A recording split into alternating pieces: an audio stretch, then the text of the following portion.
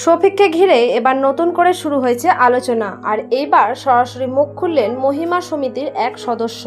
তিনি স্পষ্ট ভাষায় জানিয়েছেন, দিন দিন শফিক যেভাবে ভিডিও শুটিং করছে এবং যেভাবে সে ধীরে ধীরে খারাপ পথের দিকে এগোচ্ছে তা সমাজের ওপর মারাত্মক প্রভাব ফেলছে। তার কথায় আজকের দিনে সোশ্যাল মিডিয়ায় শক্তি অনেক বড়। মানুষ যা দেখে তাই শেখে। আর শফিক যেভাবে কন্টেন্ট তৈরি করছে সেটা অনেক তরুণ তরুণীর জন্য ভুল বার্তা দিচ্ছে। তিনি আরও বলেন, শুধু ভাইরাল হওয়ার জন্য এমন কাজ করা ঠিক নয় যেখানে সমাজের মূল্যবোধ ক্ষতিগ্রস্ত হয়। মহিলা সমিতির পক্ষ থেকে জানানো হয়েছে, তারা কয়েকদিন ধরেই বিষয়টি লক্ষ্য করছিলেন। প্রথমে ভেবেছিলেন বিষয়টি সাময়িক, কিন্তু ধীরে ধীরে যখন একই ধরনের ভিডিও বারবার সামনে আসতে থাকে তখন তারা বাধ্য হন বিষয়টি নিয়ে কথা বলতে। ওই মহিলা আরও বলেন, আমরা কাউকে ছোট করতে চাই না, কিন্তু ভুলকে ভুল বলতেই হবে। এদিকে এলাকায়ও এই বিষয়টি নিয়ে চলছে জোর আলোচনা।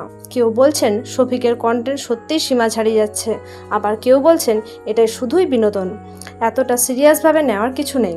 তবে একটা বিষয় পরিষ্কার, এই বিতর্ক এখন আর ছোট পরিসরে নেই, এটি ছড়িয়ে পড়েছে বড় পরিসরে।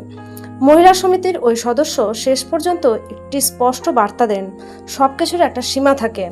যদি সেই সীমা না মানা হয় তাহলে তার প্রভাব শুধু একজনের উপর নয়, পুরো সমাজের উপর পড়ে। এখন প্রশ্ন একটাই, শফিক কি তার কন্টেন্টে পরিবর্তন আনবে, নাকি এই বিতর্ক আরও বাড়বে? আপনার কি মত? অবশ্যই কমেন্ট করে জানান। ধন্যবাদ।